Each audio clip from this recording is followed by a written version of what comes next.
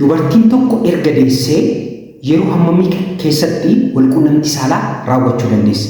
Erga deessee booda yeroo hammamii keessatti abbaa manaa ishee walquunnamtii saalaa raawwachuu dandeessi kan jedhu wal duukaa ilaallaa jechuudha. Kun gaaffii namoota hedduuti. Gaaffii dubartootaafis, gaaffii dhiirotaatis. Yeroo hammamii keessatti walquunnamtii saalaa gochuu dandeessi kan jedhu jechuudha. Warri maatii keenyatti hammarraatti hin dabalamne subscribe gochuun maatii keenyatti ida'amaa odeeffannoo fayyaa waa'ee keessaniif waa'ee maatii keessanii asiin darbu akka hordoftaniif subscribe gochuun maatii keenyatti dabalamaan amma saffeerraa keenya hamma dhumaatti nu hordofa. Har'aa maal waliin ilaallaa? Dubartiin tokko erga operaasyooniinis haa ta'u akkasumas immoo ciniinsuunis haa ta'u erga deessee yeroo hammamii turtee abbaa manaa ishee faana walquunnamtii saalaa gochuu dandeessi kan jedhu wal duukaa ilaallaa jechuudha. Kun immoo qorannoof riisarchii baay'eedhaan kan sappoortite yookaan kan deeggarameen isiniif haasa'aa jechuudha. Inni kuni maalirratti hundaa'a? Dubartiin tokko erga deessee dhiiga ni qabdi. Karaa qaama saalaa dhiiguun jiraachuu danda'a. Dhiigni xiqqoo xiqqoo ba'u. Akkasumas immoo dhangala'aan xiqqoo xiqqoo ba'us jiraachuu danda'a. Dhukkubbiin ni jira. Dhukkubbiin yeroo ciniinsuu akkasumas yeroo opereeshiniidhaan deessu dhukkubbiin erga deessee isheetti dhagahamu jiraachuu danda'a. Istiichis qabaachuu dandeessi. Warri kuni dhukkubbii isheetti dhageessisuu danda'u.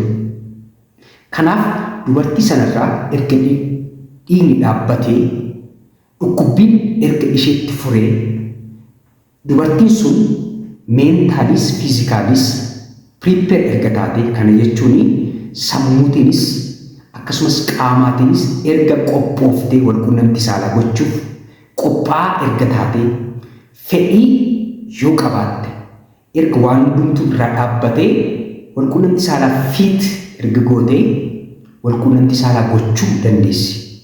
Qorannoo baay'ee fi hakiimonni hedduun yookaan doktoroonni hedduun kan isaan rikoomandi godhanii torbee 4 haga 6 erga deessee operaasyooniidhaanis haa ta'u akkasumas immoo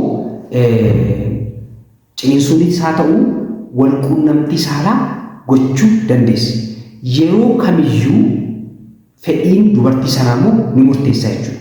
Dubartiin sun walquunnamtii saalaa sanaaf fedha hin qabdu taanaan, dhiigni irra jira taanaan, akkasumas dhukkubbii qabdu taanaan, sammuutiinis qophaa'aa hin taane taanaan yeroo kamiyyuu fedhishii eegamuu qabaa.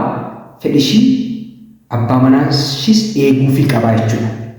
Maaliif yeroo damusaa booda dubartiin suni istireesii baay'ee keessaa akkasumas dhukkubbii baay'ee keessaa akkasumas dhiiguu baay'ee keessaa darbiteetudha kan isheen dhufte waan ta'eef dahuu salphaa miti waan ta'eef kanaaf fedhishii eegamuufii qaba. Akkasumas immoo dhukkubbiinis irra jiraachuu qabu. Akkasumas dhiignis irra jiraachuu qabu. Iddoo istiichis ishee dhukkubuu hin qabu. Dhukkubbii yoo qabaatte torbee 4 haga 6 keessatti walquunnamtii saalaaf qophaa'uu ta'uu baatte hakiima yookaan doktara ishee hordofu biratti ilaalamuu ni dandeessi jechuudha. Walumaa galatti ergaan koo har'aa akka isin jennetti dubartiin tokko erga operaasyooniyaanis ciniinsuudhaanis erga deessee yoo rakkoon biraa hin jiru ta'ee fedhishii jiraatee qophooftee yoo jiraatte torbee 4 haga torbee 6 keessatti walquunnamtii saalaa gochuu dandeessi.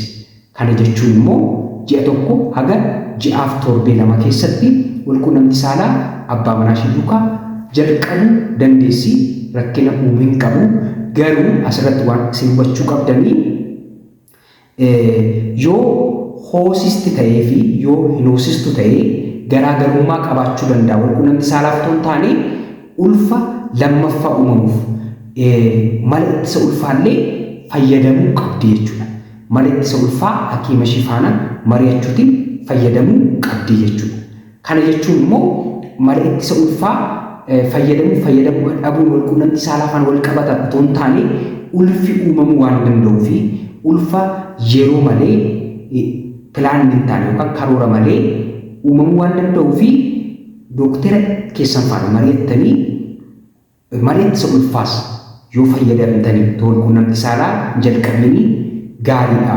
Walirraa buttanii da'uu fi karooraan da'uu fi baay'ee barbaachisaadha. Sababiin isaa harmoosisaan jira jedhanii yeroo tokko yerootti utoo hin barbaadamiin ulfi uumamee gara hospitaalaa dhufan ni jira jechuudha. Kanaaf mariittisa ulfaa isiniif ta'u hakiima keessan faana mari'attanii dhukkuba qabdanillee isa faana mari'attanii kamtu kamirra wayyaa siniif kan jedhu dubartii sanaaf kan jedhu hakiimni sun kan dooktarri sun siniifillee mariittisa ulfaallee yoo fayyadamtanii ulfa walirraa buttanii ijoollee keessa walirraa buttanii karooraan da'uu dandeessu siniin jedha.